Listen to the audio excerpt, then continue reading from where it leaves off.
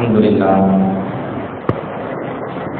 نحمده ونستعينه ونستغفره ونؤمن به ونتوكل عليه ونعوذ بالله من شرور انفسنا ومن سيئات اعمالنا من يهده الله فلا مضل له ومن يضلل فلا هادي له واشهد ان لا اله الا الله وحده لا شريك له واشهد ان سيدنا مولانا محمدا عبده ورسوله اما بعد فقد قال الله تعالى في القران العظيم وفي القران المجيد بعد اعوذ بالله من الشيطان الرجيم بفضل بسم الله الرحمن الرحيم تلك حدود الله ومن يطع الله ورسوله يدخله جنات تجري من تحتها الانهار خالدين فيها وذلك الفوز العظيم ومن يعص الله ورسوله ويتعدى حدوده يدخله نارا خالدا فيها وله عذاب مهين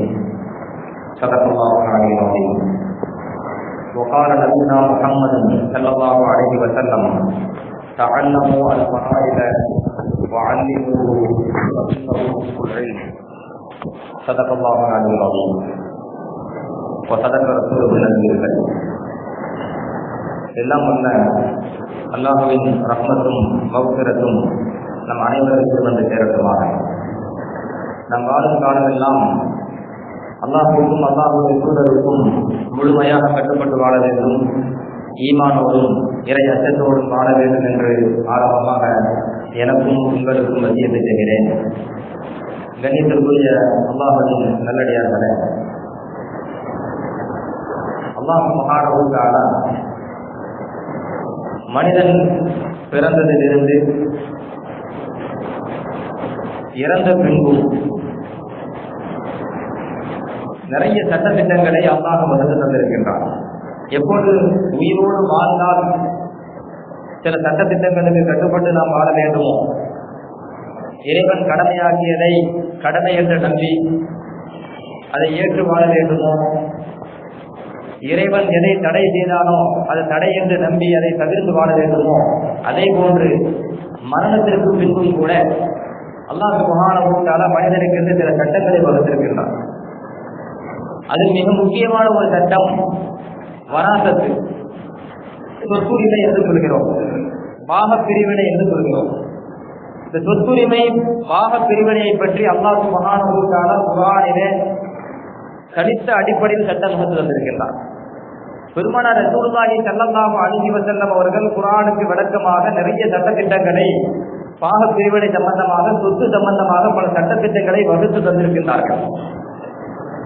எப்படி உயிரோடு நாம் வாழ்கிற பொழுது உள்ள சட்டத்திட்டங்களை பின்பற்றி வாழ்வது கட்டாயமோ, அதே போன்று மரணத்திற்கு பின்பு என்னென்ன சட்டங்கள் பின்பற்றப்பட வேண்டும் என்று இறைவன் வகுத்து தந்திருக்கின்றானோ அந்த சட்டங்களையும் கட்டாயமாக பேணப்பட வேண்டும். அல்லாஹ் குர்ஆனிலே பாக பிரிவினையை பற்றி ஒரு வசனத்திலே சொல்கிற பொழுது கிட்டத்தட்ட ஒரு 3 வசனங்களிலே அல்லாஹு தஆலா பாக பிரிவினையை பற்றி தெளிவாக சொல்கிறான். அதை முடிக்கின்ற பொழுது அல்லாஹ் எவ்வாறு முடிக்கிறான் என்று சொன்னால், ஃபரீலத்தம் மினல்லாஹ் இன்னல்லாஹ கான அலீமன் ஹகீமா. இந்த பாக பிரிவினை அல்லாஹ்வின் புறத்திலிருந்து உங்களுக்கு கடமையாக்கப்பட்டிருக்கிறது, இறைவன் உங்களுக்கு கடமையாக ஆக்கியிருக்கின்றான். எப்படி பாக பிரிவினை வழங்க வேண்டும் என்பதை குறித்து நிச்சயமாக அல்லாஹு தஆலா நன்கு அறிந்தவனாக, நுட்பமான ஞானம் மிக்கவனாக இருக்கிறான் என்று ஒரு வசனத்தில் முடிக்கின்றான். இன்னொரு வசனத்திலே அல்லாஹ் சுப்ஹானஹு வ தஆலா எவ்வாறு முடிக்கிறான் என்று சொன்னால், வசியத்தம் மினல்லாஹ், இது அல்லாஹ்வின் புறத்திலிருந்து உங்களுக்கு வசியத்து செய்யப்பட்ட ஒரு சட்டமாக இருக்கிறது. வல்லாஹு அலீமுன் ஹலீம், அல்லாஹ்வே நன்கு அறிந்தவன் என்று ஒரு வசனத்திலே முடிக்கிறான். முழுமையாக அந்த பாக பிரிவினை பற்றி பேசிவிட்டு இறைவன் அடுத்து ஒரு 2 வசனத்திலே இந்த உம்மத்திற்கு ஒரு எச்சரிக்கை கொடுக்கிறார். ஒரு வசனத்திலே இந்த பாக பிரிவினை குறித்து எப்படி இறைவன் சட்டம் வகுத்தானோ அதன் அடிப்படையில் நீங்கள் செயல்படுவீர்களேயானால் உங்களுக்கு மறுமையில் என்ன கிடைக்கும், இதற்கு மாற்றமாக நீங்கள் செயல்படுவீர்களேயானால் மறுமையில உங்களுக்கு எவ்வளவு பெரிய தீங்கு ஏற்படும் என்பதை பற்றி 2 வசனத்தில் சொல்கிறார். தில்க ஹுதூதுல்லாஹ், இது அல்லாஹ் விதித்த வரம்புகள். உமை யுத்தில்லாஹ வ ரசூலஹு, யார் அல்லாஹ்வுக்கும் அல்லாஹ்வுடைய தூதருக்கும் கட்டுப்படுவார்களோ, யுதுகிலுஹு ஜன்னாத்தின் தஜ்ரீ மின் தஹ்திஹல் அன்ஹார், அவரை அல்லாஹ் சுப்ஹானஹு வ தஆலா சுவனத்திற்குள் அனுப்புவார். இந்த சுவனத்தின் கீழே ஆறுகள் சதாவும் ஓடிக்கொண்டிருக்கின்றன.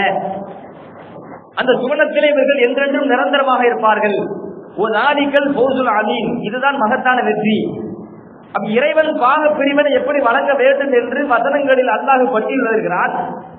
அந்த பாக பிரிவினையை பற்றி விளக்கிவிட்டு முடிக்கின்ற பொழுது இவ்வாறு முடிக்கின்றான், இது அல்லாஹ் உங்களுக்கு விதித்த விதிகள், இதுதான் வரையறை.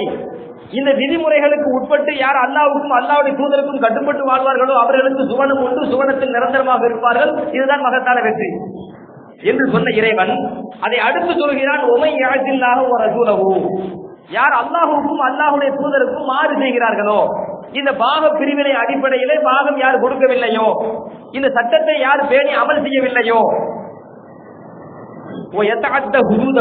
அல்லாஹ்வுடைய வரம்புகளை யார் மீறுகிறார்களோ, யுதுகிலுஹு நாரன் காலிதன் ஃபீஹா, அவர்களை அல்லாஹ் நரகத்தில் அனுப்பி விடுவார், நரகத்திலே நிரந்தரமாக அவர்கள் இருப்பார்கள். உலகு அதாபு முஹீன், அவர்களுக்கு கேவலப்படுத்தக்கூடிய கடுமையான வேதனை உண்டு என்று இறைவன் சொல்கிறார். பாக பிரிவினையை பற்றி இவ்வளவு கடுமையாக அல்லாஹ் சுப்ஹானஹு வ தஆலா இந்த உம்மத்தில குர்ஆன்ல பதிவு செய்கிறார். சூரத்துல் நிசா 4வது அத்தியாயத்திலே, சூரத்துல் நிசா 4வது அத்தியாயத்தை இறைவன் முடிக்கின்ற பொழுது பாக பிரிவினை வைத்துத்தான் முடிக்கிறான். அவன் முடிக்கின்ற பொழுது அந்த சட்டத்தை எப்படி முடிக்கின்றான், யுபய்யினுல்லாஹு லகும் அன் ததில்லு, நீங்கள் வழிகட்டு போய்விடக் கூடாது என்பதற்காக இறைவன் இந்த பாக பிரிவினை சம்பந்தமான சட்டங்களை அல்லாஹ் உங்களுக்கு தெளிவுபடுத்தி விட்டான். நீங்கள் வழிகட்டு போய்விடக் கூடாது என்பதற்காக அல்லாஹ்வே உங்களுக்கு இந்த பாக பிரிவினை சம்பந்தமான சட்ட திட்டங்களை தெளிவாக குர்ஆனிலே சொல்லிவிட்டான் என்று அல்லாஹ் சுப்ஹானஹு வ தஆலா சூரத்துல் நிசா 4வது அத்தியாயத்தை நிறைவுரை செய்கிறார், முடிவுக்கு கொண்டு வருகிறார். அப்ப இந்த பாக பிரிவினை சொத்து பிரச்சனை என்பது எவ்வளவு முக்கியமான விஷயம். இன்று முஸ்லிம் சமுதாயமாக இருக்கிற நாம் இந்த பாக பிரிவினையை முறையாக அல்லாஹும் அல்லாஹ்வுடைய தூதர் ஸல்லல்லாஹு அலைஹி வஸல்லம் அவர்களும் எப்படி சொல்ல கொடுக்க வேண்டும் என்று சொன்னார்களோ அதன் அடிப்படையில் சொத்தை பங்கிடப்படுகிறதா, பங்கிட்டு கொடுக்கப்படுகிறதா, அதற்கு நான் எந்த அளவுக்கு முக்கியத்துவம் கொடுக்கிறோம், குர்ஆனும் ஹதீஸும் பெருமானார் ஸல்லல்லாஹு அலைஹி வஸல்லம் எப்படி எல்லாம் நமக்கு சட்டம் வகுத்திருந்தார்களோ அந்த சட்டத்தை நாம் முறையாக தெரிந்து கொள்வதற்கு முயற்சிக்கின்றோமா, நமக்கு தான் இந்த கேள்வியை கேட்டுக்கொள்ள வேண்டும். எனவேதான் ரசூலுல்லாஹி ஸல்லல்லாஹு அலைஹி வஸல்லம் அவர்கள் அபூ ஹுரைரா ரலியல்லாஹு அன்ஹு அவர்களை பார்த்து சொல்கிறார்கள், யா அபா ஹுரைரா தஅல்லமு அல் ஃபராயித், அபூ ஹுரைரா அவர்களே ரலியல்லாஹு அன்ஹு ஃபராயில்களை கற்றுக்கொள்ளுங்கள். ஃபராயில் என்று சொன்னால் பாக பிரிவினை சம்பந்தமான யார் யாருக்கு எவ்வளவு சொத்து கிடைக்கும் என்கிற பாக பிரிவினை, அது குறித்த கல்வியை ஞானத்தை நீங்கள் முறையாக கற்றுக்கொள்ளுங்கள். தாங்கள் கற்றுக்கொள்வதோடு அல்லிமூஹு, அதை மற்ற மக்களுக்கும் கற்றுக் கொடுங்கள். அது பாதி ஞானம் அப்படிங்கிறாங்க ஸல்லல்லாஹு அலைஹி வஸல்லம், பாதி ஞானம். இந்த ஞானம் உம்மத்திலிருந்து மறக்கடிக்கப்படும். உம்மத்தி, என் உம்மத்திலிருந்து முதலிலே அகற்றப்படுகிற ஞானம் இந்த வராசத்து சம்பந்தமான ஞானம், பாக பிரிவினை சம்பந்தமான ஞானம். இந்த ஞானம் தான் என் உம்மத்திலிருந்து முதலாக அகற்றப்படும். யாருக்கும் அது குறித்து ஞானம் இருக்காது, யாரும் தெரிவதற்கு முயற்சி பண்ண மாட்டாங்க. எப்பவும் அது தெரிவதற்கு முயற்சி செய்யவில்லையோ அப்ப அந்த இல்மு கொஞ்சம் கொஞ்சமா உயர்த்தப்படும். ரசூலுல்லாஹி ஸல்லல்லாஹு அலைஹி வஸல்லம் சொன்ன செய்தி ஹாக்கிமிலே பைஹக்கிலே பதிவு செய்யப்பட்டிருக்கிறது. இந்த ஹதீஸினுடைய விரிவுரையிலே இமாம்கள், ஹதீஸுகளை வல்லுநர்கள் இந்த ஹதீஸுக்கு விளக்கம் அளிக்கின்ற பொழுது ரசூலுல்லாஹி ஸல்லல்லாஹு அலைஹி வஸல்லம் பாக பிரிவினை சம்பந்தமான கல்வியை பாதி ஞானம் என்கிறார்கள். ஏன் பாதி ஞானம் என்று பெருமானார் ஸல்லல்லாஹு அலைஹி வஸல்லம் சொன்னார்கள்? விளக்கம் அளிக்கிறார்கள். பல விளக்கங்கள், முக்கியமான 2 விளக்கங்களை உங்களிடத்தில் நான் பகிர்ந்து கொள்கிறேன். அதுல ஒரு விளக்கம் என்ன, ஒரு மனிதன் என்று சொன்னால் அவனுக்கு 2 பகுதி இருக்கிறது. ஒன்று உயிரோடு வாழ்வது, இன்னொன்று மரணிப்பது. 2 பகுதி. அதுல இந்த வராசத்து என்கிற சொத்து பிரிவு இருக்கிறதே, பாக பிரிவினை இருக்கிறதே, இது மனிதனுடைய 2வது பகுதி. மௌத்து ஆகிவிட்டால் அவங்களுடைய சொத்தை எப்படியெல்லாம் பங்கு கொடுக்க வேண்டும், யார் யாருக்கு கொடுக்க வேண்டும், எவ்வளவு கொடுக்க வேண்டும் என்பதை குறித்த முழுமையான ஞானம். எனவே ஒரு மனிதனுக்கு 2 பகுதி இருக்கிறது. ஒன்று வாழ்க்கை, உயிரோடு வாழ்வது, இன்னொன்று மரணம். இந்த பாக பிரிவினை என்பது மரணத்தோடு தொடர்புடையதாக இருக்கிற காரணத்தினால் பெருமானார் ஸல்லல்லாஹு அலைஹி வஸல்லம் அவர்கள் அது பாதி ஞானம் என்று சொன்னதாக ஹதீஸுகளை வல்லுநர்கள் விளக்கம் அளிப்பார்கள். இன்னொரு விளக்கமும் சொல்லுவாங்க, ஒரு மனிதன் ஒரு பொருளை தனக்கு சொந்தமாக ஆக்கிக் கொள்வது என்று வந்துவிட்டார். மார்க்கத்தில் அதுக்கு 2 வழி. ரெண்டு வழி ஒரு பொருளை நமக்கு சொந்தமாக ஆக்கிக் கொள்வதற்கு. அதுல ஒண்ணு என்ன அப்படின்னு கேட்டீங்கன்னா இஹ்தியாரி, நம்மளாக சுயமாக இஹ்தியார தேர்வு செய்வது, நம் சுய விருப்பத்தின் அடிப்படையில் ஒரு பொருளை நமக்கு சொந்தமாக்குறது, இது இஹ்தியாரியும் பாங்க. அதாவது நம்ம என்ன செய்யறோம், காசை கொடுத்து ஒரு பொருள் நம்ம வாங்குறோம், இது நம்ம சுய விருப்பத்துக்கு உட்பட்டு தானே. எனக்கு தேவை என்றால் நான் அந்த பணத்தை கொடுப்பேன், அந்த பொருளை வாங்கிக் கொள்வேன். இது என் சுய விருப்பத்துக்கு உட்பட்டு அந்த பொருள் எனக்கு என்ன ஆகிறது, மில்க்கு சொந்தமாக ஆகிறது. இது ஒரு பகுதி. இன்னொரு பகுதி என்ன, இழுத்திராரி. இழுத்திராரின்னா என் சுய விருப்பத்தின் அடிப்படையில் அல்ல, நிர்பந்தமாகவே அது எனக்கு சொந்தமாயிருக்கு. நிர்பந்தமா எனக்கு அது சொந்தமாகும். நிர்பந்தமா எப்படி நமக்கு சொந்தமாகுது என்று வைத்துக் கொண்டால் அதுதான் சொல்றாங்க வராதே பாக பிரிவினை. பெற்றோர் உதாரணத்துக்கு சொல்கிறேன், ஏன்னா பாகப்பிரிவினை பல வகையில் இருக்குது. ஒரு பெற்றவங்க இறந்து போயிட்டாங்க அப்படின்னா அவர் விட்டு போன அந்த சொத்து இருக்குதே, அந்த சொத்து அவங்க பிள்ளைக்கு விரும்பினாலும் விரும்பாட்டாலும் அந்த பிள்ளைக்கு அதை சொல்லலாம். இவங்களா தேடி போய் எடுக்கிறது இல்லை, அந்த பிள்ளைக்கு இறைவனை விதிச்சுட்டான், இது உனக்கு தான் இந்த சொத்து, உனக்கு தான் இந்த பணம் அப்படின்னு சொல்லி இறைவனை விதிச்சு விட்டான். இது நம்ம கடையில பொருள் வாங்குற மாதிரி கிடையாது, நம்ம பணத்தை கொடுத்து போட்டு ஒரு பொருளை வாங்குற மாதிரி நம்ம சுய விருப்பத்தின் அடிப்படையில் அந்த மாதிரி அல்ல. அது இழுத்தியாரிம்பாங்க. இழுத்திராரி என்று சொன்னால் நாம் விரும்பவே விரும்பாமலையோ அது நமக்கு சொந்தமாயிரும். அப்ப மனிதனுடைய வாழ்க்கையிலே ஒரு பொருள் இவனுக்கு சொந்தமாகுது அப்படின்னு சொன்னா ரெண்டு வழியில, ஒண்ணு சுய விருப்பத்தின் அடிப்படையில், இன்னொன்று விரும்பாட்டாலும் அது நமக்கு சொந்தமாகும். இந்த ரெண்டு தான். அதுல பாகப்பிரிவினை என்பது இன்னொரு வகை. அதனால ரசூலுல்லாஹி ஸல்லல்லாஹு அலைஹி வஸல்லம் நிஸ்புல் இல்ம், அது பகுதி ஞானம் பாதி ஞானம் என்று பெருமானார் ஸல்லல்லாஹு அலைஹி வஸல்லம் குறிப்பிட்டதாக நமக்கு இமாம்கள் விளக்கம் அளிப்பாங்க. ரசூலுல்லாஹி ஸல்லல்லாஹு அலைஹி வஸல்லம் இந்த பாக பிரிவினை குறித்த ஞானத்தை பற்றி இந்த உம்மத்திற்கு ரொம்பவே என்ன செய்யறாங்க, வலியுறுத்துறாங்க. ஒரு ஹதீஸில் வருகிறது, ரசூலுல்லாஹி ஸல்லல்லாஹு அலைஹி வஸல்லம் சொல்கிறார்கள், இந்த பாக பிரிவினை சம்பந்தப்பட்ட ஞானங்களை நீங்கள் முறையாக கற்றுக்கொள்ளுங்கள், மற்ற மக்களுக்கும் கற்றுக் கொடுங்கள். ஏனென்றால் இன்னி இம்ரஉன் மக்பூதுன், என் உயிர் கைப்பற்றப்படுகிற ஒரு மனிதர் நான் சொல்லிவிட்டு ஸல்லல்லாஹு சொல்றாங்க, வல் இல்மு ஸையுபது. அதே போன்று பாக பிரிவினை சம்பந்தப்பட்ட ஞானம் இருக்கிறதே, அதுவும் கொஞ்சம் கொஞ்சமா அது உயர்த்தப்பட்டு கொண்டே இருக்கும். கியாமத் நாள் வரும், குழப்பங்கள் அதிகரித்து பகிரங்கமாக நடைபெறக்கூடிய அந்த காலம் வருகிற பொழுது பாக பிரிவினை சம்பந்தமாக இரண்டு பேர் கருத்து வேறுபாடு கொள்வார்கள். இந்த ஆளுக்கு எவ்வளவு கொடுக்கணும், அவருக்கு எவ்வளவு கொடுக்கணும், கருத்து வேறுபாடு. அத்தா எத்தலிப்ப இதனானி பரிணத்தின் பாக சொத்து விஷயமாக பங்கு விஷயமாக இருவர் தர்க்கித்துக் கொள்வார்கள், சண்டையிட்டுக் கொள்வார்கள். ஆனால் அவ்வாறு அவர்கள் சட்டையிட்டுக் கொள்கிற பொழுது எஜிதானி அகதன் யுபத்தில் வைரகுமா, தங்களுக்கு இடையில் சரியான தீர்ப்பு வழங்கக்கூடிய பெரும் ஞானியை அவர்கள் பெற்றுக் கொள்ள மாட்டார்கள். அப்படிப்பட்ட ஒரு நிலைமை ஒரு காலம் வரும் என்று பெருமானார் ரசூலுல்லாஹி ஸல்லல்லாஹு அலைஹி வஸல்லம் அவர்கள் இந்த உம்மத்தை எச்சரிக்கை செய்தார்கள். சொல்லுவாங்க, இப்னு அப்பாஸ் ரலியல்லாஹு அன்ஹு அறிவிக்கிறார், அல்ஹிகு அல் ஃபராயித பி அஹ்லிஹா, சொத்து இருக்கிறதுல பாகங்கள், அந்த பாகங்களை யார் யாருக்கு உரியதோ அவரவர்களிடத்தில் முறையாக அதை சேர்த்து விடுங்கள். சொத்துடைய பங்கு யார் யாருக்கு எவ்வளவு என்று இறைவன் வகுத்திருக்கிறார். அல்லாஹ்வின் தூதர் ஸல்லல்லாஹு அலைஹி வஸல்லம் வகுத்திருக்கிறார்கள். அந்த பாகத்திற்கு உரியவர்களிடம் அவர்களின் பாகத்தை முறையாக நீங்கள் கொண்டு போய் சேர்த்து விடுங்கள் என்று பெருமானார் ஸல்லல்லாஹு அலைஹி வஸல்லம் அவர்கள் இந்த உம்மத்திற்கு கட்டளையிடுகிறார்கள். புகாரியிலே பதிவு செய்யப்பட்ட ஹதீஸ். அப்போ அல்லாஹ் சுப்ஹானஹு வ தஆலா அதை உங்களுக்கு கட்டாயமாக கடமையாக்கி விட்டார் என்று சொல்கிறார். நீங்கள் வழிகட்டு போய்விடக் கூடாது என்பதற்காகத்தான் இறைவனே உங்களுக்கு இந்த பாக பிரிவினை சம்பந்தமாக விளக்குவதாக இறைவன் குர்ஆனிலே சொல்கிறார். பெருமானார் ரசூலுல்லாஹி ஸல்லல்லாஹு அலைஹி வஸல்லம் அவர்கள் பாகத்திற்குரியவர்களுக்கு அவர்கள் பாகத்தை முறையாக கொண்டு போய் சேர்த்து விடுங்கள் என்று கட்டளையிடுகிறார்கள். இதையெல்லாம் தாண்டி நாம் முஸ்லிம் சமுதாயம் இந்த சொத்து விஷயத்திலே பாக பிரிவினை விஷயத்திலே நாம் எவ்வாறு நடந்து கொள்கிறோம் என்பதை நாம் என்ன செய்யணும், சோதித்து பார்க்க வேண்டும். அடுத்து மிக முக்கியமான விஷயம், இந்த பங்கு பாகம் கொடுக்கிறோம்னா என்ன, அந்த பாகம் கொடுக்கறதுல மிக முக்கியமான 3 விஷயம் இருக்குது, கருத்து நிபந்தனை. ஒன்னாவது என்ன கேட்டீங்கன்னா, ஒரு சொத்தை எப்ப பங்கு போட முடியும், எப்ப சொத்தை பங்கு போட முடியும் அப்படின்னா உயிரோட இருக்கும்போது கிடையாது. உயிரோடு இருக்கும்போது நீ அதை வச்சுக்க, நீ இதை வச்சுக்க, மகளை நீ இதை வச்சுக்க அப்படின்னு நம்மளாக தீர்மானிக்கிறது அல்ல. அப்படி அவர் கொடுத்து போட்டு நான் சொத்தை பங்கு வச்சுட்டேன்னு சொல்றாரு. நான் உயிரோட இருக்கும் போது என் பிள்ளைக்கு சொத்தை பங்கு வச்சு கொடுத்துட்டேன், சொத்துல பங்கு கொடுத்துட்டேன் என்று உயிரோட இருக்கும் போது சொத்தில் பங்கு கொடுத்தேன், இன்னாருக்கு இவ்வளவு கொடுத்தேன், அன்னாருக்கு அவ்வளவு கொடுத்தேன் என்று பேசக்கூடிய, பாகத்தை பிரிக்கக்கூடிய ஒரு காட்சி, ஒரு நிலை. அல்லாஹ் எப்படி கொடுக்க சொன்னா நம்ம யோசிச்சு பார்க்கிறோமா?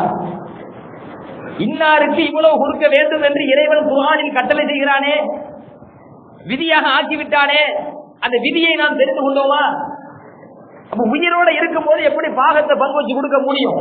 முதல் நிபந்தனையே சொத்தை எப்ப பங்கு வச்சு கொடுக்க முடியும் அப்படின்னு சொன்னா, வாரிசாக ஆக்குறாரு பாருங்க, சொத்தை விட்டுட்டு போறாரு பாருங்க, அவருக்கு அரபில மூரிஸ் அப்படின்னு சொல்லுவோம். சொத்தை விட்டுட்டு போற ஆளு, வஃபாத் ஆகிற ஆளு, அவர் முதல்ல மரணிச்சிருக்கணும். இறந்து போனாதான் சொத்தையே பங்கு போட முடியும். இது முதலாவது நிபந்தனை. இரண்டாவது நிபந்தனை, சொத்தை விட்டுட்டு போறாரு பாருங்க, இறந்து போறாரு பாருங்க, சொத்தை விட்டுட்டு, அப்படி விட்டுட்டு போகும்போது அவருக்கு வாரிசுதாரர் என்று நாம் யாரை சொல்கிறோமோ அவர் உயிரோடு இருக்க வேண்டும். ஒரு தந்தை மரணிக்கிறார் என்று சொன்னால், மரணிக்கும் போது விட்டுட்டு போறாரு, 1 லட்சம் அல்லது 1 கோடி விட்டுட்டு போறாரு. அப்ப அவருக்கு வாரிசு அப்படின்னு வந்தா யார் யார் வாரிசு? குர்ஆன் சொல்கிறது மனைவி வாரிசா வரலாம், மகன் வாரிசா வரலாம், மகள் வாரிசாக வரலாம், குர்ஆன் சொல்கிறது. அப்ப யாரெல்லாம் வாரிசாக வரலாம் என்று குர்ஆன் சொல்கிறதோ, மார்க்கம் சொல்கிறதோ, அந்த வாரிசும் உயிரோட இருக்கணும். வாரிசு உயிரோட இல்லை அப்படிங்கும் போது அந்த சொத்தை பங்கு வச்சு கொடுக்க முடியாது. மூணாவது நிபந்தனை, உண்மையிலே இவர் வாரிசு தானா என்பதை என்ன செய்யப்பட அறியப்பட வேண்டும். இன்னாருடைய பிள்ளை இவரு, இன்னாருடைய மனைவி இவரு, இன்னாருடைய பெற்றோர்கள் இவங்க என்று வாரிசுதார்களை முறையாக அறியப்பட்டிருக்க வேண்டும். இல்லாட்ட யாரெல்லாம் வந்து நான் வாரிசுன்னு சொல்லிட்டு போயிடுவாங்க. அதனால வாரிசு யார் என்பதை முறையாக அறியப்பட்டிருக்க வேண்டும். இந்த 3 நிபந்தனை அடிப்படை. அடுத்த முக்கியமான விஷயம் என்னன்னா, ஒருவர் இறந்து போகிறார், விட்டு போன சொத்து, அந்த இப்ப நம்மளுடைய நிலைமை என்ன அப்படின்னு கேட்டா, இறந்து போயிட்டா முதல்ல அந்த சொத்தை பங்கு வச்சிருக்கணும். அதுக்குதான் முக்கியத்துவம் கொடுக்குறாங்க. ஒருவர் இறந்து விட்டார் என்று சொன்னால், அவர் சொத்தை விட்டு போகிறார் என்று சொன்னால், முதல்ல இவருடைய நிலைமை என்ன இருக்குது என்றா, அந்த சொத்தை முதல்ல என்ன செஞ்சு பங்கு போட்டணும். ஆனா எடுப்பிலேயே சொத்தை பங்கு போட முடியுமா? மார்க்கம் அதையும் வரையறை செய்கிறது, வரிசைப்படுத்துகிறது. முதல்ல என்ன பண்ணணும், 2வது என்ன பண்ணணும், 3வது என்ன பண்ணணும், 4வது என்ன பண்ணணும், கிட்டத்தட்ட ஒரு 4 விஷயங்கள் அந்த சொத்தோடு சம்பந்தப்பட்டது. ஒரு மனிதர் இறந்து விட்டால் அவர் விட்டு போன சொத்தோடு சம்பந்தப்படுகிற விஷயம் 4. அந்த 4ஐயும் மார்க்கம் வரிசைப்படுத்துகிறது. முதல்ல இதை அணுக வேண்டும், 2வது இப்படி அணுக வேண்டும் என்று மார்க்கம் வரிசைப்படுத்துகிறது. அதுல முதலாவது விஷயம் என்ன? இறந்து போனவர் விட்டு போன சொத்து இருக்கு பாருங்க, அந்த சொத்தை முதல்ல எதுக்கு பயன்படுத்தணும் அப்படின்னு சொன்னா, இறந்து போனவருடைய அந்த கஃபனு, ஜனாதாவுக்கு உண்டான செலவுகள் இருக்கு பாருங்க, இது அனைத்துக்கும் முதல்ல அதுக்குதான் செலவு பண்ணணும். 1 கோடி ரூபாய் விட்டுட்டு போறாருன்னு சொன்னா, அதிலிருந்து எடுத்து அவருடைய கபனாட குளிப்பாட்டுறது, அவரை தபன் பண்றது, குழி தோன்றது, இதுக்கெல்லாம் சில செலவுகள் ஆகவில்லை. இந்த மாதிரியான செலவினத்திற்கு அவர் விட்டு போன சொத்திலிருந்து முதல்ல எடுக்கணும். எடுத்துட்டு பங்கு போடக்கூடாது சொத்தை. ரசூலுல்லாஹி ஸல்லல்லாஹு அலைஹி வஸல்லம் அவர்கள் ஹதீஸ் ஷரீஃபில் வருகிறது, ஃபுகஹாக்கள் மார்க்க சட்ட வல்லுநர்கள் இதை முதல்ல வரிசைப்படுத்துறாங்களே, என்ன காரணம் வைக்கிறாங்க, என்ன ஆதாரம் வைக்கிறாங்க? கப்பாப் ரலியல்லாஹு அன்ஹு ஒரு ஹதீஸ் அறிவிக்கிறாங்க. நாங்க ஹிஜ்ரத் செய்தோம் பெருமானார் ஸல்லல்லாஹு அலைஹி வஸல்லம் அவர்களோடு. அல்லாஹ்வின் பொருத்தத்தை நாடித்தான் நாங்கள் ஹிஜ்ரத் செய்தோம். ஒரு ஊரில் இருந்து இன்னொரு ஊருக்கு நாங்கள் விட்டு போனோமே, சொத்து சேகரிப்பதற்காக, சம்பாதிப்பதற்காக அல்ல, அல்லாஹ்வின் பொருத்தத்தை நாடி நாங்கள் ஹிஜ்ரத் செய்தோம். அவ்வாறு நாங்கள் ஹிஜ்ரத் செய்த காரணத்தினால இறைவன் புறத்திலிருந்து எங்களுக்கு இறைவன் என்ன செஞ்சிட்டான், அதற்குண்டான கூலியை விதியாக்கி விட்டான். அந்த விதியை, அந்த கூலியை இந்த உலகத்தில் அனுபவித்தவர்களும் உண்டு, அனுபவிக்காதவர்களும் உண்டு. இந்த உலகத்தில் கிடைக்கக்கூடிய கூலியை மறுமையிலும் கூலி தருகிறான், இந்த உலகத்திலும் கூலி தருகிறான். இந்த உலகத்தினுடைய கூலியை அனுபவித்தவர்களும் உண்டு, அனுபவிக்காதவர்களும் உண்டு. அனுபவிக்காத சஹாபாக்களில் ஒருவர் தான் முஸ்அப் ரலியல்லாஹு அன்ஹு சொல்கிறார்கள். முஸ்அப் இப்னு உமைர் ரலியல்லாஹு அன்ஹு மிகப்பெரிய கோடீஸ்வரர். அந்த முஸ்அப் இப்னு உமைர் ரலியல்லாஹு அன்ஹு தன்னுடைய முழு சொத்தையும் இந்த மார்க்கத்திற்காக, மார்க்க வளர்ச்சிக்காக, மார்க்கத்தை பாதுகாப்பதற்காக அவ்வளவு சொத்தை செலவழித்தாங்க. இந்த சஹாபி வஃபாத் ஆகிற பொழுது நிலை என்ன? குத்தில யௌம உஹதின் ஃபலம் நஜிது மா நுகஃபிருஹு இல்லா புர்தத்தன். அந்த சஹாபி உஹது களத்திலே ஷஹீதாக்கப்பட்டார். உஹது களத்திலே ஷஹீதாக்கப்படுகிற பொழுது ஒரே ஒரு போர்வையை மட்டும் தான் அவர் விட்டு சென்றார். அவர் சொத்து அதுதான், பெரிய கோடீஸ்வரர். அவர் ஷஹீதாக்கப்படுகிற போது அவர் விட்டுட்டு போற சொத்து என்ன? ஒரே ஒரு போர்வை. அந்த போர்வை கூட அவர் உடலை கஃன் செய்வதற்கு மாத்திரம்தான், வேற எதுக்கும் கிடையாது. அந்த போர்வை எப்படி இருந்தது? இதா கத்தைனா பிஹா ரஅஸஹு கரஜத் ரிஜ்லாஹு.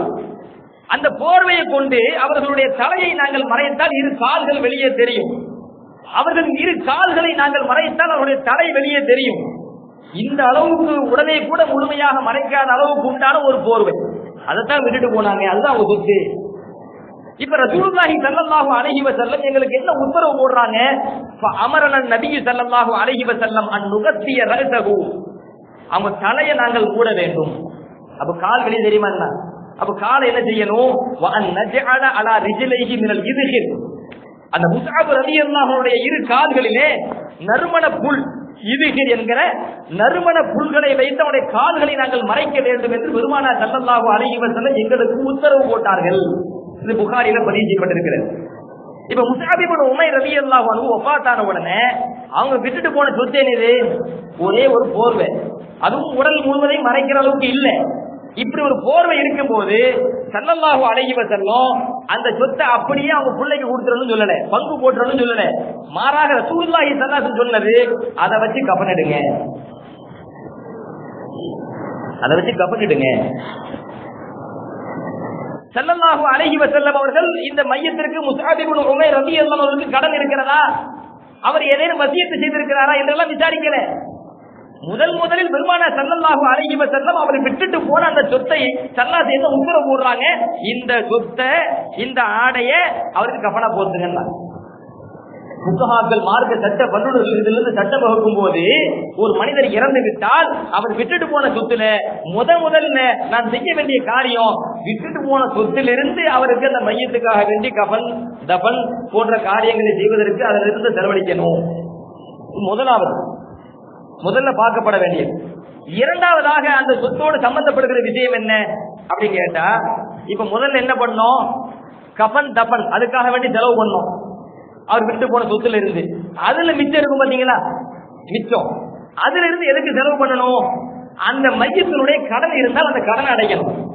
இது இரண்டாவது. அந்த சொத்துல இருந்தா கடன் அடைக்கணும். ரசூலுல்லாஹி ஸல்லல்லாஹு அலைஹி வஸல்லம் அவங்க சம்பந்தமாக ஒரு ஹதீஸ் வருகிறது. ஸலமத் இப்னு அக்வா ரலியல்லாஹு அன்ஹு சொல்கிறார்கள், குன்னா ஜுலூசன் இந்த நபி ஸல்லல்லாஹு அலைஹி வஸல்லம், நாங்கள் நபி ஸல்லல்லாஹு அலைஹி வஸல்லம் அவர்களோடு அமர்ந்திருந்தோம். அப்பொழுது ஒரு ஜனாசா கொண்டு வரப்பட்டது. ஸல்லல்லாஹு அலைஹி வஸல்லம் அவர்களிடத்திலே சஹாபாக்கள் சொல்கிறார்கள், ஸல்லி அலைஹா, அல்லாஹ்வின் தூதரே இந்த ஜனாசாவுக்கு தொழ வைங்கன்னாங்க. அப்ப ரசூலுல்லாஹி ஸல்லல்லாஹு அலைஹி வஸல்லம் கேக்குறாங்க, ஹல் அலைஹி தைனுன், இந்த மையத்துக்கு எதுவும் கடன் இருக்கிறதா? சஹாபாக்கள் சொல்றாங்க, அப்படின்னா ஒரு கடன் இல்லை. அப்ப ஸல்லல்லாஹு அலைஹி வஸல்லம் தொழ வைக்கிறார்கள். அடுத்து இரண்டாவதாக இன்னொரு ஜனாசா கொண்டு வரப்படுகிறது. சஹாபாக்கள் சொல்கிறார்கள், யா ரசூலல்லாஹ் ஸல்லி அலைஹா, அல்லாஹ்வின் தூதரே இந்த ஜனாசாவுக்கு நீங்க தொழ வைங்க. அப்ப பெருமானார் ஸல்லல்லாஹு அலைஹி வஸல்லம் கேள்வி எழுப்புகிறார்கள், ஹல் அலைஹி தைனுன், இந்த மையத்திற்கு கடன் இருக்கிறதா? அப்ப சஹாபாக்கள் சொல்கிறாங்க, ஆமா இந்த மையத்துக்கு கடன் இருக்கிறது. அடுத்து நபி கேட்ட முதல் கேள்வி என்ன தெரியுமா? ஹல் தரக்க செய்யன், இந்த மையத்தை ஏதாவது ஒரு சொத்தை விட்டு சென்றிருக்கிறதா? ஏதாவது சொத்தை விட்டு போயிருக்காங்களா? அப்ப சஹாபாக்கள் சொல்கிறார்கள், ஸலாஸத்து தனானீர், 3 தீனார்களை இந்த மையத்தை விட்டு சென்றிருக்கிறது. அப்படியா? அப்ப அந்த தீனாரை வச்சு கடன் அடைச்சிருங்க. இப்ப ஸல்லல்லாஹு அலைஹி வஸல்லம் அந்த மையத்துக்கு என்ன செய்யறாங்க? தொலை வைக்கிறாங்க. ஏன்னா கடன் அடைக்கிற அளவுக்கு சொத்தை விட்டுட்டு போயிருக்கிறாரு. விட்டுட்டு போன அந்த 3 தீனார்களை பாகம் போட்டு கொடுத்துருங்க நபி சொல்லல, கடன் அடைக்கணும் என்று தான் ரசூலுல்லாஹி ஸல்லல்லாஹு அலைஹி வஸல்லம் சொல்கிறார்கள். அடுத்துதான் தொலை வைக்கிறாங்க. அதே மாதிரி மூணாவது ஒரு ஜனாசா கொண்டு வரப்படுகிறது. சஹாபாக்கள் தொலை வைங்கிறாங்க. ரசூலுல்லாஹி ஸல்லல்லாஹு அலைஹி வஸல்லம் கேள்வி எழுப்புகிறார்கள், ஹல் தரக்க செய்யா, இந்த மையத்தை ஏதாவது விட்டுட்டு போயிருக்காங்க, சொத்தை விட்டுட்டு போறாங்களா? சஹாபாக்கள் சொல்றாங்க, இல்ல. இந்த மையத்தின் மீது ஏதேனும் கடன் சுமை இருக்கிறதா? அப்போ சஹாபாக்கள் சொல்கிறார்கள், ஆமா 3 தீனார் கடன் சுமை இருக்குது. 3 தீனார் கடன், சொத்து விட்டுட்டு போகல, 3 தீனார் கடன் இருக்கிறது. இந்த மையத்துக்கு நான் தொலை வைக்க மாட்டேன். சல்லு அலா சாஹிபிக்கும், உங்கள் தோழர்களுக்கு நீங்களே தொலை வைங்க. நான் தொலை வைக்கிற சிறப்பு இந்த மையத்துக்கு கிடைக்காதுன்னாங்க. அப்ப பக்கத்தில் இருந்த அபூ கதாதா ரலியல்லாஹு அன்ஹு உடனே எழுந்து சொல்கிறார்கள், ஸல்லி அலைஹி யா ரசூலல்லாஹ், அல்லாஹ்வின் தூதரே இந்த மையத்துக்கு தாங்கள் தொலை வையுங்கள். வ அலைய தைனுஹு, இந்த மையத்துக்கு கடன் அடைக்கிற பொறுப்பு என் மீது, நான் கடன் அடைக்கிறேன். அப்ப ரசூலுல்லாஹி ஸல்லல்லாஹு அலைஹி வஸல்லம் தொலை வைத்தார்ங்கிற செய்தி புகாரில பதிவு செய்யப்பட்டிருக்கிறது. அப்ப ஸல்லல்லாஹு அலைஹி ஹதீஸ்ல என்ன கேட்கிறாங்க, இந்த மையத்துக்கு கடன் சுமை இருக்கிறதா? அடுத்த கேள்வி கேட்கிறாங்க, இந்த மையத்தை ஏதாவது சொத்து விட்டுட்டு போயிருக்கிறதா? சொத்தை விட்டுட்டு போயிருக்குது என்று சொன்னால் அந்த சொத்திலிருந்து அந்த கடன் அடைக்க வேண்டும், பங்கு வச்சு கொடுக்கணும்னு சொல்லல, வாரிசுதாரர்களுக்கு கடன் அடைக்கணுங்கிறாங்க. இன்னொரு ஹதீஸ்ல வருது, ரசூலுல்லாஹி ஸல்லல்லாஹு அலைஹி வஸல்லம் சொல்றாங்க, ஸல்லல்லாஹு அவங்களுக்கு இது ஆரம்ப நிலை. இது ஆரம்ப காலத்துல ஸல்லல்லாஹு இறந்து போனா கடன் சுமை சொல்ல வைக்க மாட்டாங்க. ஆனா பிற்காலத்துல நிறைய வெற்றி சூழப்பட்டு நிறைய ரசூலுல்லாஹி ஸல்லல்லாஹு அலைஹி வஸல்லம் அவர்களுக்கு இஸ்லாத்திலே நிறைய செல்வங்கள் குவிந்த பொழுது, நிறைய ஏழைகளுக்கு அதை கொடுத்து உதவக்கூடிய நிலையில இந்த இஸ்லாம் பொருளாதாரத்தில் வளர்ச்சி அடைந்த பொழுது ரசூலுல்லாஹி ஸல்லல்லாஹு அலைஹி வஸல்லம் சொல்கிறார்கள், அன அவுலா பில் மூமினீன மின் அன்ஃபுஸிஹிம், நான் இந்த மூமின்களுக்கு அவர்கள் உயிரை விடவும் மேலானவர். இந்த மூமின்களுக்கு அவர்களின் உயிர்களை விடவும் நான் மேலானவர். நான் உம்மத்தை மூமினை நான் நேசி பண்ண இல்லையா? நேசி பண்ண இல்லையா? ஸல்லல்லாஹு சொல்றாங்க, வமம் மாத வ அலைஹி தைனுன் உலக யத்ருபு வஃபாஅன் ஃபஅலைனா தலாஹு. எந்த ஒருவர் மரணித்து விடுகிறாரோ, அவர் மீது கடன் சுமை இருக்குமோ, அந்த கடனை அடைக்கும் அளவுக்கு அவர் சொத்தை விட்டு செல்லவில்லையோ, அவருடைய கடனை அடைக்கின்ற பொறுப்பு என் மீது. ரசூலுல்லாஹி ஸல்லல்லாஹு அலைஹி வஸல்லம் சொன்னாங்க, அந்த கடனை அடைக்கின்ற பொறுப்பு என் மீது. ஒமன் தரக்க மாலன், ஆனால் அதே சமயத்தில் கடன் வாங்கி கடன் சுமையோடு மரணித்து அவர் சொத்தை விட்டு சென்றிருந்தால் பொலி வரசத்திகி, அந்த கடனை அடைக்கின்ற பொறுப்பு அவருடைய வாரிசுதாரர்களுக்கு. அப்ப முதல்ல வாரிசுதாரர்கள் என்ன பண்ணணும், அந்த சொத்திலிருந்து பாப்பாவினுடைய பெற்றவங்களுடைய கடனை அடைச்சிட்டு அதுக்கு பிறகுதான் பங்கு வைக்கவா வேண்டாமான்னு முடிவெடுக்கணும். இது இரண்டாவது நிலைமை. மூன்றாவது, சொத்தோடு சம்பந்தப்படுகிற மூன்றாவது விஷயம், இப்ப கடன் அடைச்சாச்சு, கடன் அடைச்ச பிறகு நிச்சய காசு இருக்குமே, அதே இப்ப சொத்து. இந்த சொத்தை என்ன பண்றது, அந்த மையத்தை யாருக்காவது வசியத்து செய்திருந்தால், இன்னாருக்கு இவ்வளவு கொடுங்க என்று வசியத்து செய்திருந்தால் அந்த வசியத்தை நிறைவேற்றப்பட வேண்டும். வசியத்தை நிறைவேற்ற செய்யணும். ஏனென்றால் அல்லாஹ் சுப்ஹானஹு வ தஆலா குர்ஆன்ல இந்த வராசத்து சம்பந்தமான வசனங்களை எல்லாம் சொல்லும் போது, இன்னாருக்கு இவ்வளவு கொடுங்க, இவளுக்கு இவ்வளவு கொடுங்கன்னு சொல்லும் போது எப்ப கொடுக்கணும் அல்லாஹ் சொல்லுவான், மின் பாதி வசியத்தின் கூசுன பிஹா உலைன். அந்த மையத்துக்கு கடன் இருந்தால் கடனை நிறைவேற்றிய பின்பு, அல்லது அந்த மையத்தை யாருக்காவது ஒரு ஆளுக்கு இன்னால் கொடுக்க வேண்டும், இவ்வளவு கொடுக்க வேண்டும் என்று அந்த மையத்தை வசியத்து செய்திருந்தால் அந்த வசியத்திற்கு பிறகுதான் நீங்கள் சொத்தையே பங்கிடணும். இறைவன் குர்ஆன்ல சட்டம் ஏற்றி வச்சிருக்கிறான். அப்ப கடனுக்கு பிறகு அல்லது அந்த மையத்தை இன்னாருக்கு இவ்வளவு கொடுக்க வேண்டும் என்று வசியத்து செய்திருந்தால் அந்த வசியத்திற்கு பிறகுதான், அந்த வசியத்தை மரண சாசனத்தை நிறைவேற்ற பின்புதான் அந்த சொத்தையே பங்கு வைக்க வேண்டும் என்று குர்ஆன் கட்டளையிடுகிறது. சரி, வசியத்து அப்படின்னு சொன்னா எவ்வளவு செய்யலாம்? ஒரு ஆள் மரணிக்க போறார் அப்படின்னு சொன்னா, வாரிசுதாரர் அல்லாதவங்களுக்கு, வாரிசுதாரர் அல்லாத ஒருவருக்கு என் சொத்துல இருந்து இவ்வளவு கொடுக்கலாம் அப்படின்னு சொல்லி மரண சாசனம் வசியத்து செய்யலாம். எவ்வளவு வசியத்து செய்யலாம் என்பதையும் மார்க்கம் சொல்கிறது. பெருமானார் ரசூலுல்லாஹி ஸல்லல்லாஹு அலைஹி வஸல்லம் அவர்களுடைய தோழர் சஅத் இப்னு அபி வக்காஸ் ரலியல்லாஹு அன்ஹு அவங்க கடுமையான நோயில இருந்தாங்க. கடுமையான நோயில இருக்கும்போது ஸல்லல்லாஹு அலைஹி வஸல்லம் அவர்கள் அந்த சஹாபியை நலம் விசாரிக்க செல்கிறார்கள். நலம் விசாரிக்க செல்கிற பொழுது அந்த சஹாபி சொல்கிறார், அல்லாஹ்வின் தூதரே, எனக்கு கடுமையான மரண வேதனை, நான் கூடிய சீக்கிரத்தில் மரணித்து விடுவேன் என்று நான் கருதுகிறேன். எனக்கு ஒரே ஒரு மகள் தான் வாரிசாக இருக்கிறாள், சொத்துக்கு சொந்தக்காரியாக இருக்கிறாள், ஒரே ஒரு மகள் தான் இருக்கிறாங்க. நான் பெரிய பணக்காரன், கோடீஸ்வரன். அத்த சத்த கூப்பி சுலுசை மாலி, என்னுடைய செல்வத்திலிருந்து 2/3 பங்கை நான் சதக்கா செய்து விடலாமா, யாருக்காவது தான தர்மமாக வழங்கி விடலாமா என்று பெருமானார் ஸல்லல்லாஹு அலைஹி வஸல்லம் அவர்களிடத்தில் அந்த சஹாபி கேட்ட பொழுது ஸல்லல்லாஹு அலைஹி வஸல்லம் கொடுக்க கூடாது, 2/3 கொடுக்காதீங்க. உடனே அந்த சஹாபி திரும்ப கேள்வி எழுப்புகிறார், அப்ப அத்தசத்தகுபி சத்ரிஹி, எனது சொத்தில் பாதியை நான் யாருக்காவது தர்மம் செய்து விடலாமா? நான் பெரிய செல்வந்தன், எனக்கு ஒரே ஒரு மகள் தான் வாரிசு இருக்கிறாங்க, என் சொத்துல பாதியை நான் வச்சிட்டு செஞ்சிடலாமா, தர்மம் வழங்கிடலாமா என்று கேட்ட பொழுது பெருமானார் ஸல்லல்லாஹு அலைஹி வஸல்லம் இல்ல, சொத்துல பாதியும் கொடுக்க கூடாது. அப்ப அந்த சஹாபி கேட்கிறார்கள், அப்ப என் சொத்துல 1/3 பகுதியை நான் தான தர்மமாக வழங்கி விடலாமா? 1/3 அப்படின்னு கேட்கும் போது ஸல்லல்லாஹு அலைஹி வஸல்லம் ஆமோதிக்கிறாங்க, 1/3 பங்கு கொடுக்கலாம், வசியத்து செஞ்சுக்கலாம். ஆனாலும் வசூலுக்கு கசியும், 1/3 பங்கு கூட அதிகம் தான், கொடுக்கறத தடுக்கல, கொடுக்கலாம். ஆனால் 1/3 பங்கு கூட நீங்க யாரோ ஒரு ஆளுக்கு அதை வசியத்தை செஞ்சது ரொம்ப அதிகம் என்று பெருமானார் ஸல்லல்லாஹு அலைஹி வஸல்லம் சொல்லிவிட்டு சொல்றாங்க, இன்னக்க அன் ததர வரசதக்க அக்னியாக கைரும். என் அருமை தோழரே, உங்களுடைய வாரிசுகளை தேவையற்றவர்களாக, உங்கள் வாரிசுதாரர்களை அடுத்தவர்களிடத்தில் கையேந்த அளவுக்கு தேவையற்றவர்களாக நீங்க விட்டுட்டு போறீங்க பாருங்க, அதுதான் சிறந்தது. மின் அன் ததரஹும் ஆலத்தன் எத்தகஃபூன அன்னாஸ, மக்களிடத்திலே கையேந்தக்கூடிய ஏழைகளாக தேவை உடையவர்களாக நீங்கள் விட்டுட்டு போறதை விட, 10 மக்கள் தேவை கையேந்தி நான் ரொம்ப கஷ்டப்படுறேன் என்று கையேந்தக்கூடிய நிலையில் தேவை உடையவர்களாக உங்கள் வாரிசுதாரர்களை நீங்கள் விட்டுட்டு போறதை விட, தேவையற்றவர்களாக யாரிடமும் கையேந்தாதவர்களாக உங்கள் வாரிசுகளை நீங்கள் விட்டு செல்வதுதான் ரொம்ப சிறந்தது என்று பெருமானார் ஸல்லல்லாஹு அலைஹி வஸல்லம் சொல்லிவிட்டு சொல்வார்கள். உங்களுக்கு சதக்கா செய்யணும், அது நன்மை கிடைக்கும் நீங்க விரும்புறீங்க, அவ்வளவுதானே. உங்கள் மனைவியினுடைய வாயில் அன்போடு நீங்கள் ஒரு கவலை உணவை ஊட்டுகிறீர்களே, அதற்கும் கூட சதக்காவுடைய நன்மை கிடைக்கும் என்று பெருமானார் ஸல்லல்லாஹு அலைஹி வஸல்லம் அவர்கள் அந்த சஹாபிக்கு போதித்ததாக புகாரிலே பதிவு செய்யப்பட்டிருக்கிறது. அப்போ வாரிசுதாரர்கள் அல்லாத ஒருவருக்கு ஏதோ ஒரு ஏழை, அவருக்கு என் சொத்துல நான் கொடுக்கணும் விரும்புறேன் அப்படின்னு ஒரு மனிதன் நினைத்தால் 3ல் 1 தான் கொடுக்க முடியும். 3க்கு மேல அவர் வசியத்தை செஞ்சா அந்த வசியத்தை செல்லாது.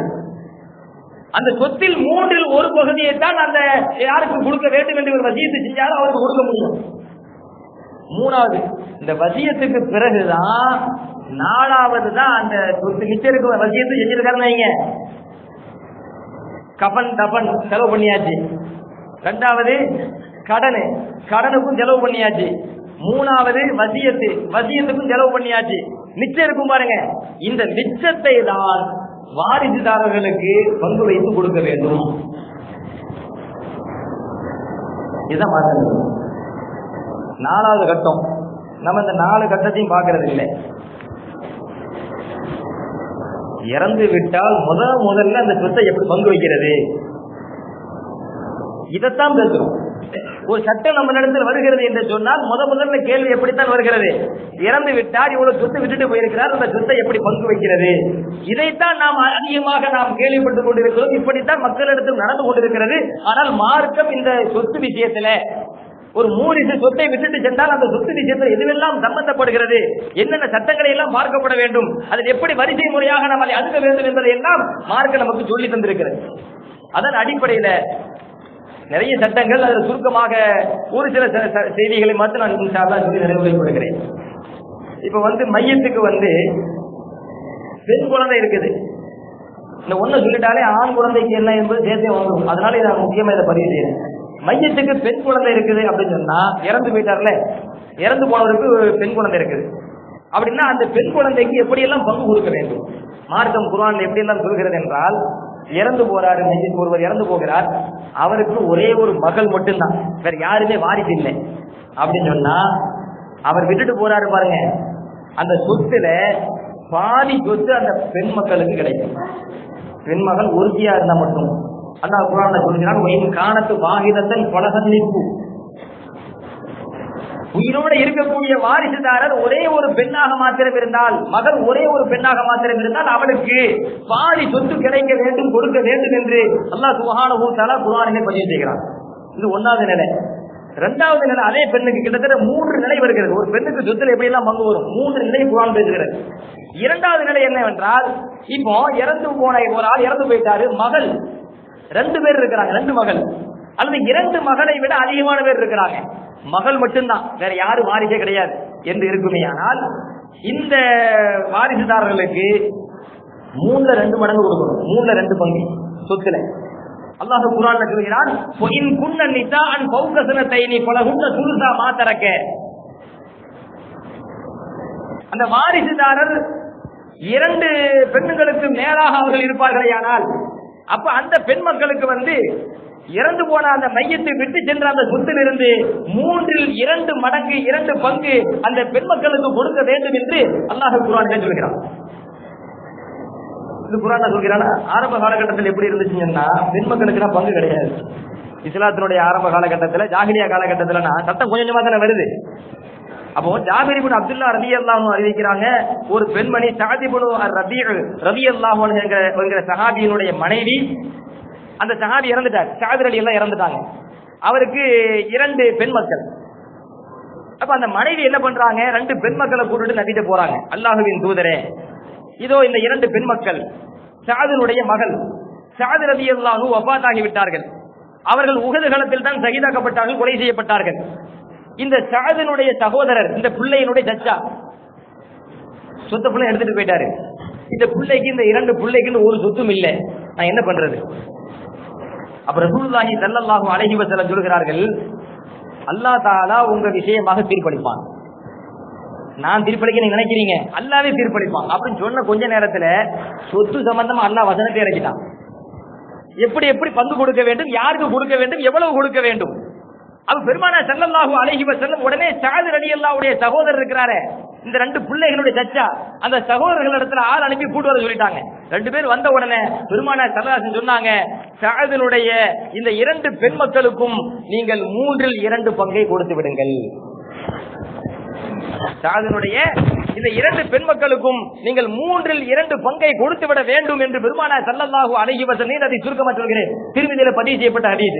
அப்ப இறந்து போயிட்டார் ஒருவர், அவருக்கு பெண் மக்கள் மட்டும் 2 பெண் தான் இருக்கிறாங்க, வேற வாரிசே இல்லைன்னு சொன்னா அந்த 2 பெண் மக்களுக்கு 3இல் 2 மடங்கு கொடுக்க வேண்டும் என்று இறைவன் சொல்கிறான்.